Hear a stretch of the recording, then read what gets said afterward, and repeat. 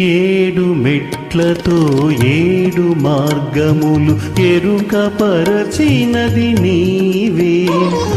మూడు కాయముల మూలమేమిటో ముచ్చటించినది నీవే.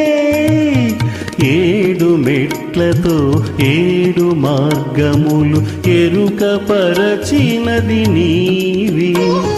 మూడు కాయముల మూలమేమిటో ముచ్చటించినది నీవే.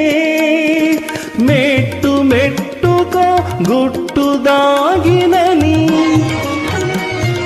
మెట్టు మెట్టుకో గుట్టు దాగెనని పట్టు తెలిపినది నీవే.